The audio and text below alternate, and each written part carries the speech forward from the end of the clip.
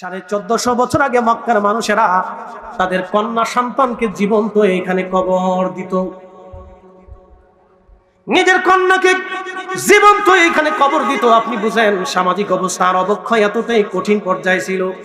কয়েকদিন আগে দেখলাম আমাদের বাংলাদেশে ওই যে আপনার বরিশালে জমি জমা নিয়ে ঝগড়া করে ভাই ভাইয়ের চোখ উঠাই দিয়েছে। তার মানে বোঝা গেল জাহিলিয়াতের নিম্ন পর্যায়ে আমরাও চলে গেছি। কথা কয়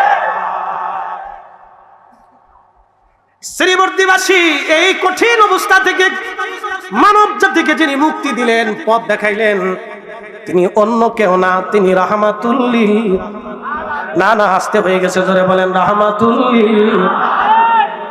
তৌহিদেরই মুর্শিদ আমার মুহাম্মাদের নাম বলেন, তৌহিদেরই মুর্শিদ আমার মুহাম্মাদের নাম, তৌহিদেরই মুর্শিদ আমার মুহাম্মাদের নাম। ওই নাম জপলে বুঝতেই পারি খুদারি কালাম, মুর্শিদ মুহাম্মাদের নাম। এই অন্ধকারাচ্ছন্ন জাতিকে যিনি পথ দেখাইলেন তিনি অন্য কেউ না, তিনি রাহমাতুল লিল আলামিন। এই জন্য কোরআনে আমার রবের জবানের ভাষায় আল্লাহ নিজে বলে দিয়েছেন, ওমা আরসালনাকা ইল্লা রাহমাতাল লিল আলামিন।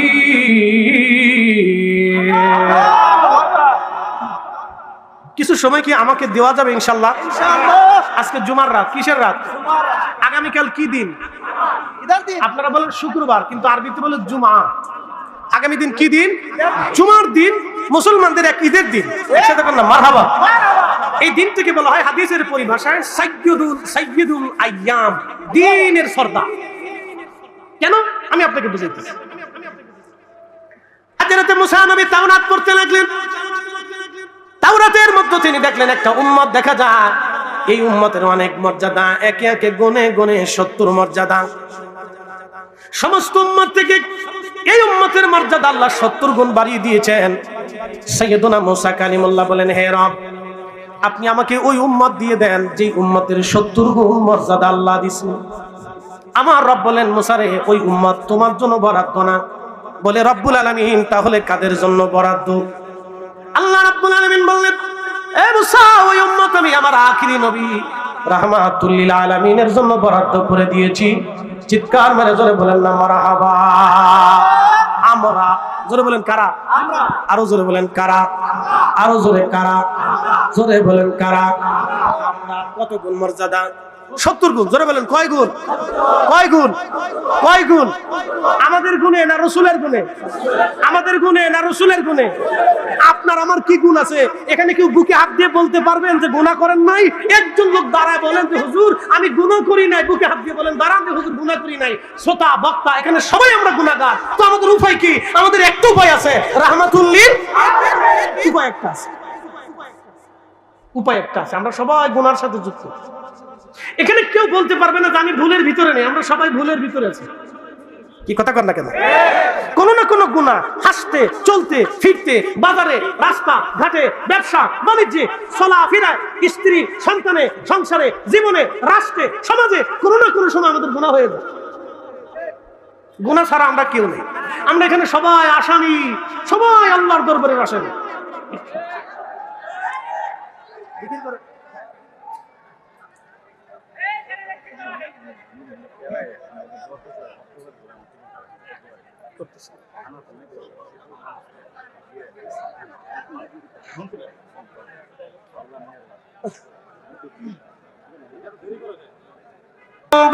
বিসমিল্লাহির রহমানির রহিম।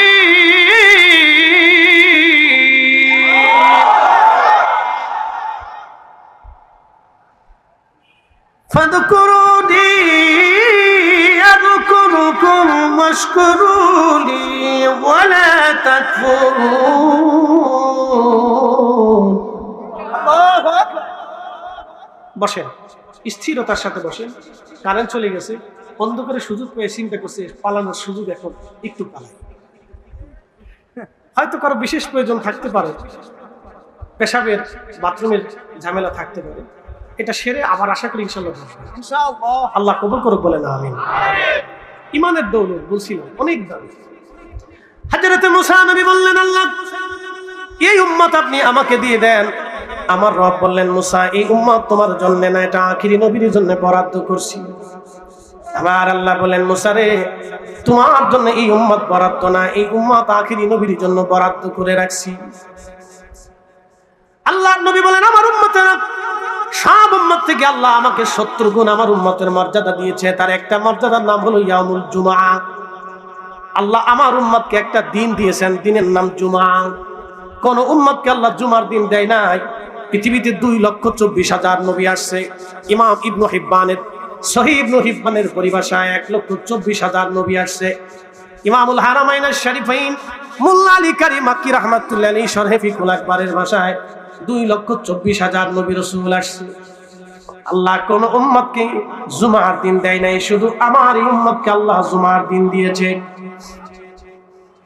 এ ভাইরা আমার, জুমার দিনের দাম কত? ছোট্ট একটা হাদিস থেকে আপনাদেরকে আর শোনাই দিয়ে যাই।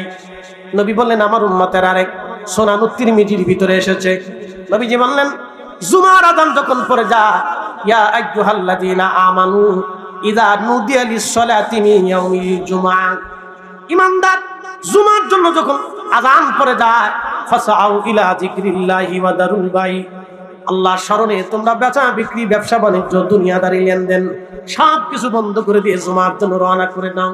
নবীজি বললেন, আমার উম্মত গোসল করলো, পবিত্রতার সাথে সুন্দর পোশাক পরে মসজিদের দিকে যখন রওনা করলো, রওনা করার পরে হেঁটে হেঁটে হেঁটে হেঁটে পায়ে হেঁটে মসজিদে আসলো। জুমার নামাজের জন্য ইমাম সাহেবের কাছাকাছি বসলো।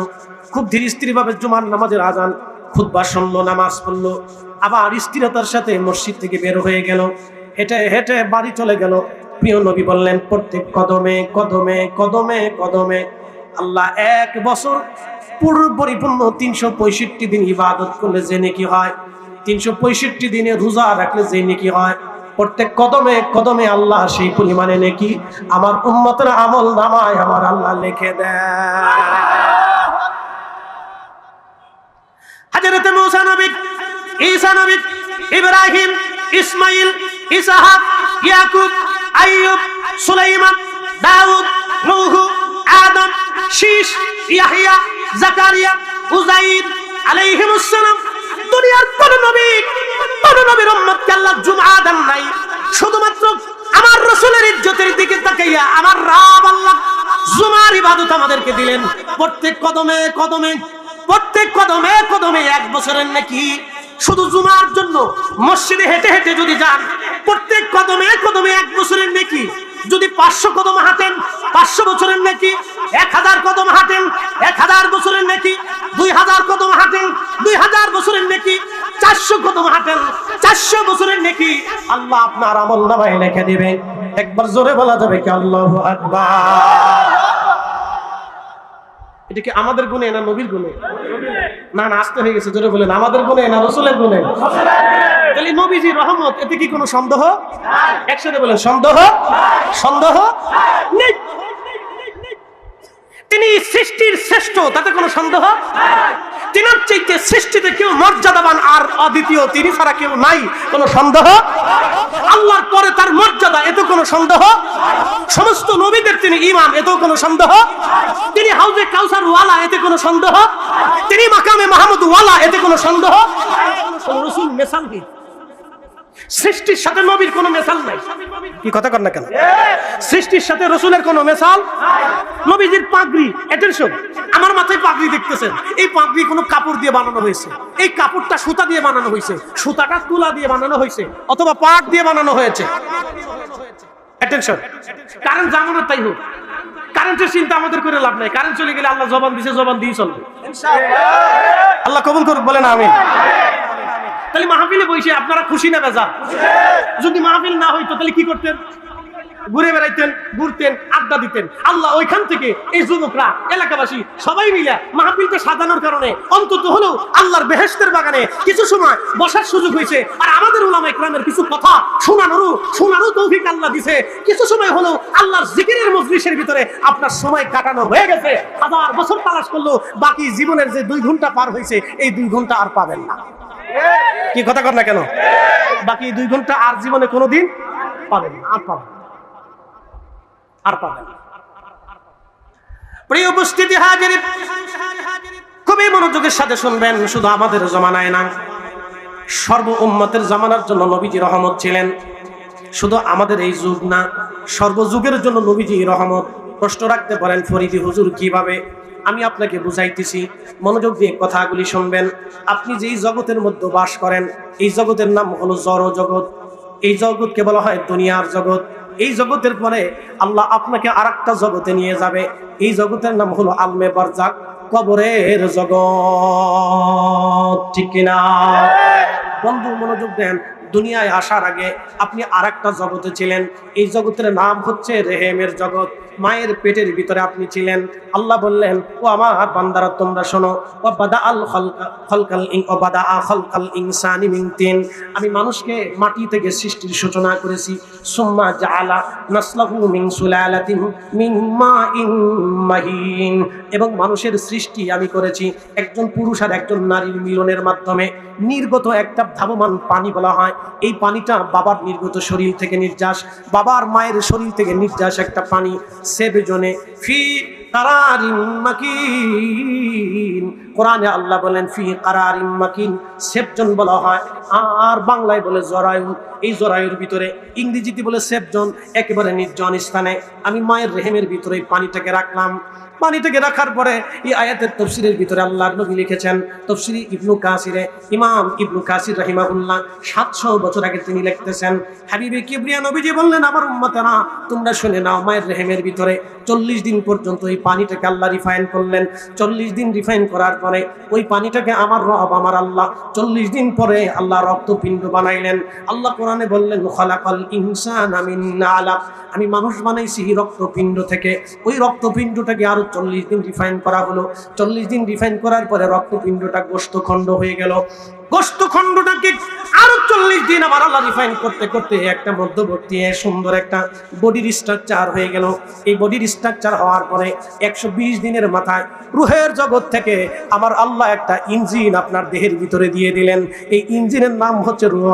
আল্লাহর নবীজির দরবারে কাফেররা আসলো, এসে বলল, হুজুর আপনি তো নবী, শুনলাম আপনি নিজেকে নবী দাবি করেন, আপনার কাছ থেকে বলে এলাহ ওহী আসে, আল্লাহর পক্ষ থেকে বলে জিবরাইল ওহী নিয়ে আসে, তাহলে আপনি বলে দেন রূহ কি জিনিস, রূহ কি দিয়ে বানানো হয়েছে, রূহের রং কি, রূহের ধরন কি, রূহ কি জিনিস আপনি দয়া করে বলে দেন।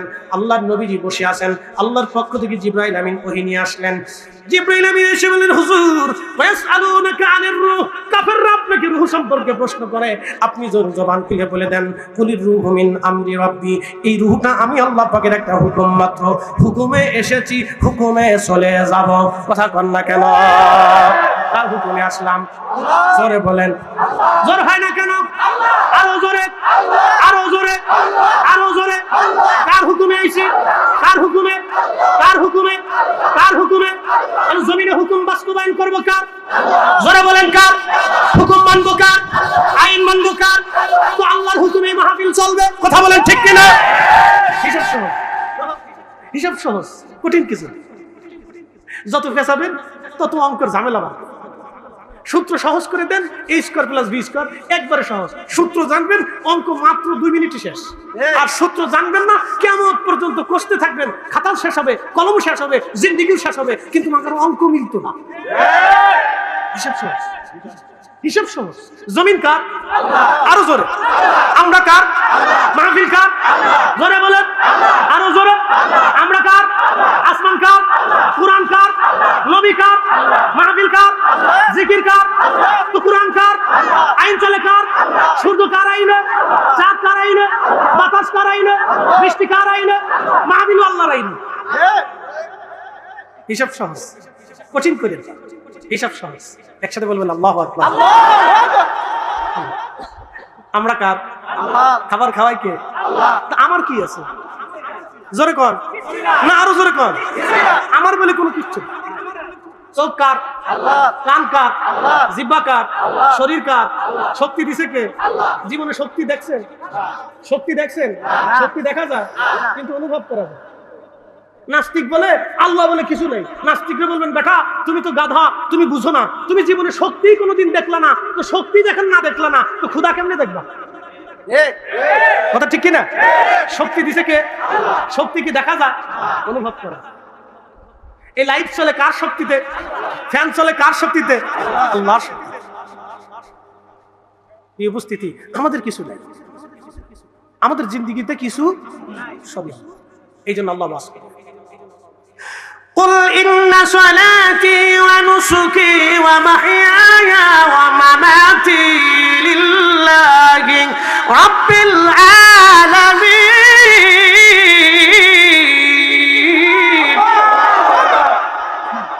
Attention, কুল হুজুর আপনি বলেন ইন্না সালাতি, নামাজ আমার জন্য। নামাজ কার জন্য? আল্লাহর জন্য। অনুসুকি, কুরবানি আমার জন্য। একসাথে বলেন কার জন্য? নামাজে দাঁড়াইছি, ইমাম সাহেব শুরু করছে আলহামদুলিল্লাহি রাব্বিল আলামিন আর রহমানির রহিম মালিকি ইয়াউমিদ্দিন ইয়্যাকা না'বুদু ওয়া ইয়্যাকা নাস্তাঈন। ইমাম শুরু করছে, মনোযোগ দেন। মুসল্লি চিন্তা করতেছে আল্লাহ গরু মাঠে রেখেছি, সরে কি লই গেল নাকি? আচ্ছা মুসল্লির নামাজ কি মসজিদে আসে না গরুর কাছে গেছে? তাহলে কুল ইন্না সলাতি কেমনে হইল? তাহলে নামাজ কার জন্য? একসাথে বলি এক ইমামে 3 রাকাত পড়াইয়া সালাম ফিরিয়ে দিয়েছে। ভুল হয়, আমাদের ভুল হতে পারে। বাইতুল মুকাররমের বর্তমান যিনি ইমাম সাহেব আছেন তিনিও হঠাৎ ভুল করে ফেলছেন, হতে পারে ভালো আলেম কিন্তু হয়ে গেছে, হতে পারে। অস্বাভাবিকের কিছু। হারামের ইমামরা ভুল করে, কারা? হারামের ইমামদেরও ভুল হয়েছে, হতে পারে। পৃথিবীতে নবীরা ছাড়া কেউ নির্ভুল না, কথা কন না কেন? মনোযোগ, হতে পারে। তো 3 রাকাত পড়ে না থাক থাক কোনো যেমন বেশি সাউন্ড দিলে শব্দ ফিটে ফিটি করে, তো পাবলিকে বুঝতো না, ঠিক আছে না? বেশি ইকো দিলে শব্দ মনে যে শব্দে শব্দে মারামারি করতেছে, তো সবার শ্রবণে অসুবিধা। আমার কথা হলো আমি যতটুকু ওয়াজ করি পাবলিকে যদি না বুঝে তাহলে আমার ওয়াজ করাটা বৃথা। কথা ঠিক আছে না ভাই? ওয়াজ করা বৃথা। আপনাদেরকে একটা কথা শোনাই, আল্লাহর কসম করে বলি আমি জীবনে কোনোদিন ওয়াজের জন্য ওয়াজ করি নাই। ওয়াজের জন্য বোঝেন নাই মানে আমি ভালো ওয়াজ করলে 4টা দাওয়াত বেশি পাবো, এই পাবো সেই পাবো, এটার লেগে আমি কোনোদিন ওয়াজ করি। আমার অন্তরে কোনোদিন উদয় হয় নাই যে আরো 10টা দাওয়াত পাবো ওই জায়গায় ভালো ওয়াজ করবো, এই চিন্তা আমি কোনোদিন ওয়াজ করি। আমার জীবনেও কোনোদিনই ওয়াজ করি। আমি ওয়াজ করছি মানুষকে বোঝানোর জন্য, যতটুকু চেষ্টা করছি আমি বুঝাইছি। আলেমদের কাজ কি বলেন তো? সুলাহা করা। সুলাহা বুঝেন? আলেম হচ্ছে জ্ঞানী। আলেম কাকে বলে? বাংলা কি বলে? জ্ঞানী। আলেমরা কি করবে? সমাধান দিয়ে দিবে। আলেমরা পৃথিবীতে ফিতনা বাঁধাবে না, আলেমরা বিশৃঙ্খলা করবে না, আলেমরা দাঙ্গা হাঙ্গামা করবে না, আলেমরা ঝামেলা সৃষ্টি করবে না, বরং আলেমরা ঝামেলা নিবারণ করবে। মনে রাখবেন, খুব মনোযোগ দেন। যে কথা বলছি কোথায় রাখছিলাম? আজ 3 রাকাত পরে সালাম ফিরিস। সালাম ফিরানোর পরে মুসল্লিদেরকে বলতেছে, মুসল্লিন একরাম আমার মনে হয় নামাজটা আজকে কেমন কেমন লাগতেছে, মনে হচ্ছে নামাজ কম বেশি হয়ে গেছে। তাকে মুসল্লির একটা হুজুর আমনে যেমনি পড়ছিলেন এমনি আমরা পড়ে ফেলছি। আর এক মুসল্লিকা হুজুর আজকে নামাজ 3 রাকাত হয়েছে। কেমনে হয়েছে? আমার দোকান হলো 4টি, প্রত্যেক রাকাতে এক এক দোকানের হিসাব করি, আজকে 3 দোকানের হিসাব হয়েছে, আর এক দোকানে হলো বাদ আছে। বুঝতে পারছেন? এইরকম নামাজও দুনিয়াতে আছে। তো সালাত কার জন্য? না একসাথে বলতে হবে কার জন্য? আল্লাহ। অনুসুকি, কুরবানি আমার জন্য। খুব মনোযোগ দিয়ে শুনে যাবেন, কুরবানি আমার জন্য। এই হিসাব যদি আপনি সারা বাংলাদেশে কষেন, কুরবানির সময় আসলে ফ্রিজের বেচা কেনা বেড়ে যায়। কুরবানি যদি আল্লাহর জন্য হয় তাহলে ফ্রিজ কেনা বেচা পারে কেন? তার মানে বোঝা গেল 100% মুসলমান আল্লাহর জন্য কুরবানি দেয় না। 100% মুসলমানের ভিতরে 99% মুসলমান গোশত খাওয়ার জন্য কুরবানি করে। কি কথা কন না কে? কথা খারাপ করতেছি ভাই। আত্মসমালোচনা, আত্মসমালোচনা হচ্ছে বড় সমালোচনা। আপনি দোকানে বসে চিন্তা করবেন, বলবেন যারা শুনছিস নি করিমের বউ কেমনে কেমনে আড়ে। এখন আমার প্রশ্ন, তোমার নজর করিমের বউর দিকে গেল কে? তাহলে তোমার নজর খারাপ। কি কথা কর না? দোকানে বসে বসে বলে আরে শুনছিস নি করিমের মাইয়াটা কেমনে কেমনে যেন আড়ে। আচ্ছা করিমের মায়ের দিকে তোমার নজর গেল? তুমি তোমার নিজের মেয়ের দিকে নজর দিয়ে দেখো, মারে তোর পর্দা করে চলতে হবে, তোর শালীনতার ভিতরে আসতে হবে, গায়রতের মধ্যে আসতে হবে, নামাজে আসতে হবে, জিকিরে আসতে হবে, পর্দা খুশিতেই থাকতে হবে। তুই আমার কন্যা সন্তান, আল্লাহর পক্ষ থেকে তুই রহমত। কন্যা সন্তানকে আপনি শিখাবেন, তাকে জিকিরে বসাবেন, পর্দায় আনাবেন, আপনার ছেলেকে নামাজি বানাবেন। অন্যের ছেলে কি করলো ওই চিন্তা আপনার দরকার নাই, আরেকজনে কি করলো ওই সমালোচনা আপনার না করিয়া আপনি নিজের সমালোচনা করে বলেন, বান্দা তোমাকে দুনিয়াতে আল্লাহ যেই জন্য পাঠিয়েছে তুমি সে কাজ করো নাই। তোমাকে পাঠিয়েছে হালাল হারাম বোঝার জন্য, তুমি হালাল হারাম মানো নাই। তোমাকে পাঠিয়েছে জিকিরের জন্য, তুমি জিকির করো নাই। তোমাকে পাঠিয়েছে আল্লাহ তার আইন মানার জন্য, তুমি আল্লাহর তার নাম মাইনা তুমি শয়তানের পালন করতেছো। এই আত্মসমালোচনা কয়জনের আছে বলেন? কয়জনের আছে? আমরা ওয়াজ কিন্তু সারা জীবনই শুনতেছি, সারা জীবন শুনতেছি।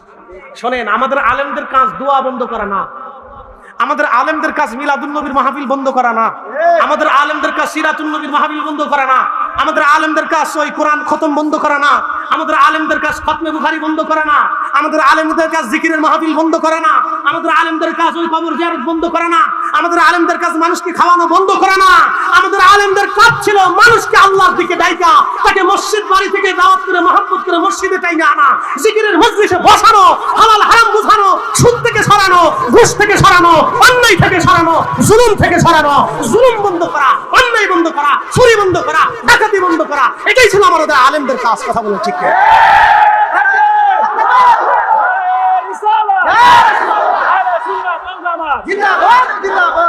আলেমদের কাজ এটা, শুধু আমাদের না, সাথে আপনাদেরও কাজ। কথা কোন ঠিক কিনা? শুধু আমাদের না, সাথে সহযোগিতা কারা করবেন? আপনারা করবেন, আপনাদেরও কাজ। প্রিয় উপস্থিতি হাজিরিন, খুবই মনোযোগের সাথে শুনবেন বাবাজি আমার কথা, শুনে জানাস বোঝাটা অত্যন্ত জরুরি। এরপরে আল্লাহ বললেন, জিন্দিগি আমি আল্লাহর জন্য, জিন্দিগি আমি আল্লাহর জন্য, জিন্দিগি আমি আল্লাহর জন্য। এই দৃশ্যের দিকে যদি আপনি যান, সাহাবীদের দিকে যদি আপনি তাকান, সাহাবীরা জীবনের সব কিছু উজাড় করে দিয়ে আল্লাহ তার রাসূলকে মহব্বত করে গেছে। জীবনে কোনো সাহাবী রাসূলের অবাধ্যচারণ হয় নাই। যদি কোনো সাহাবী হয়েও গিয়েছে, এমন ভাবে তারা তওবা করেছে যাদের তওবাগুলি পৃথিবীর কিয়ামত পর্যন্ত সম্মান করে হাদিসের কিতাবগুলির মধ্যে লেখা থাকবে। নবীর দরবারের একজন সাহাবী যুবক ছিলেন, তার নাম আব্দুল্লাহ যুলবাজাদাইন রাদিয়াল্লাহু আনহু। তিনি মদিনার সম্ভ্রান্ত পরিবারের একজন যুবক ছিলেন, অনেক সম্পদের অধিকারী ছিলেন। নবীর দরবারে এসে কালেমা পড়ে মুসলমান হয়ে গেলেন। আহা, খুব মনোযোগ দিবেন। কালেমা পড়ার কারণে সে তার বাড়ি চলে যাওয়ার পরে তার চাচা ডাক দিল, আব্দুল্লাহ তুমি কোথায় গিয়েছিলে? বলো, চাচা যান আমি রাসূলের দরবারে যে কালেমা পড়ে মুসলমান হইছি। চাচা ডাক দিলেন, আব্দুল্লাহ যেহেতু মুসলমান হয়ে গেছো, আমাদের অন্তর্ভুক্ত আর তুমি নাই, তোমাকে আমাদের থেকে জুদা করে দিলাম। কিন্তু শোনো আব্দুল্লাহ, তোমার বাবার অঠেল সম্পদ এই মদিনাতে আছে, কানা করি সম্পদ তুমি পাবে না। তোমার গায়ের জুব্বাখানাও খুলে দিয়ে যাও। আব্দুল্লাহ জুব্বা খুলে দিলেন, পরনে ছিল লুঙ্গি তহবন। ডাক দিলেন, আব্দুল্লাহ তোমার লুঙ্গিও খুলে দাও।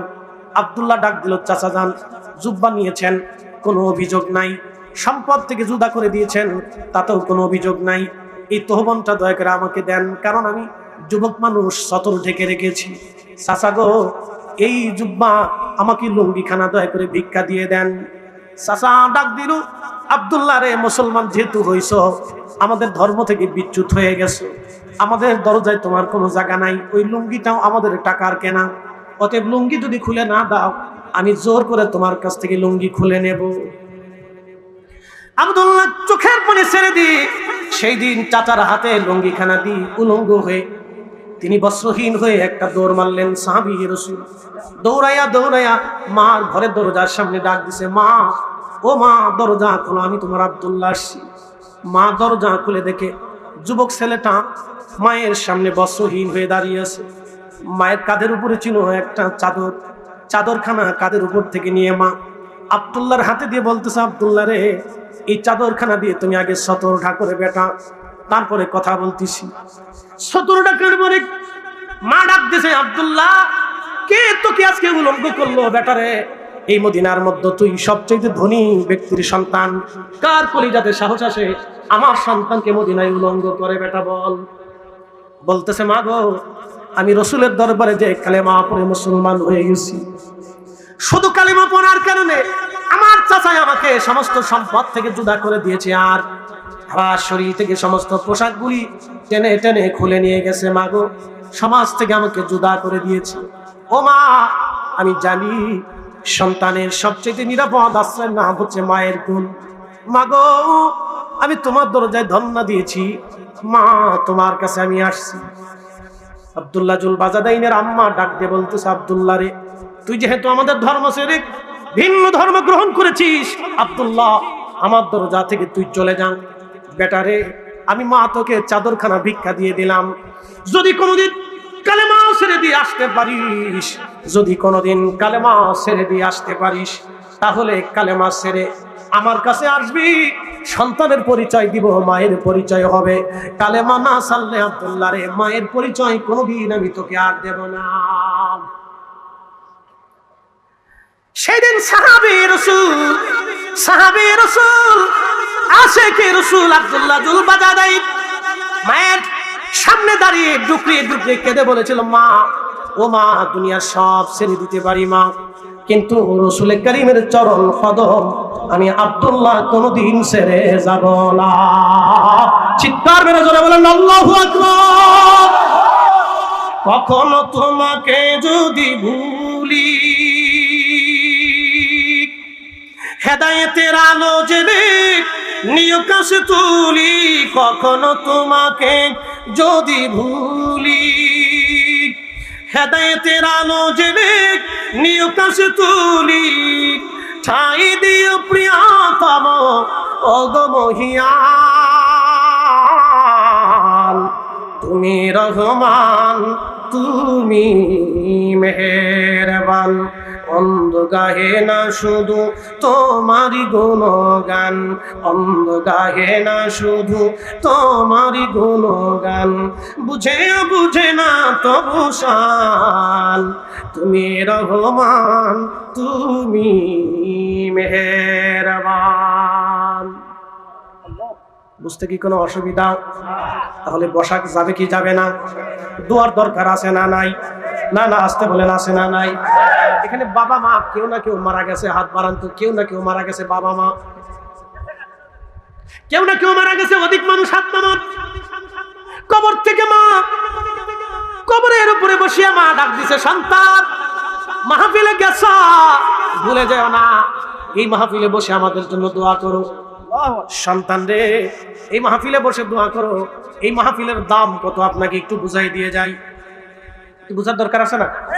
এই মাহফিলের মর্যাদা কত আমি আপনাকে বোঝাবো, কিন্তু তার আগে আপনাকে সাহাবী রাসূলের জিন্দেগি শোনাই দিয়ে যাই। আব্দুল্লাহ কাঁদে আর বলে, মা, সব ছেড়ে দিব রে মা, কিন্তু নবীজির কদম আমি ছাড়বো না মা। আব্দুল্লাহ বলল, মা, তাহলে বিদায় নিচ্ছি, আর কোনোদিন তোমার সামনে হয়তো আর দেখা হবে না। আব্দুল্লাহ জুল বাজাদাই চলে গেলেন রাসূলের দরবারে। শুনে যান, আপনি ভালো করে শুনে যাবেন। আব্দুল্লাহ জুল বাজাদাই ওই যে চাদর নিয়ে গেলেন, এই চাদরটাকে তিনি দুইটা টুকরা করলেন, মাঝখান থেকে ছিঁড়ে একটা টুকরা দিয়ে তিনি লুঙ্গি বানাইলেন, আর একটা টুকরা তিনি গায়ে লাগাইতেন। ফরিদ সাহেবের মতো দামি জুব্বা আব্দুল্লাহ জুল বাজাদাইনের ছিল না, পাগড়িও তার ছিল না, কিন্তু হৃদয় ভরা রাসূলের মহব্বত ছিল। কথা বলেন ঠিক কিনা? আমাদের মতো এত দামি ঘর ছিল না সেই দিন। শুধুমাত্র চাদরের দুইটা টুকরা পড়লেন আব্দুল্লাহ জুল বাজাদাইন, আর কিছুই কষ্ট হয়।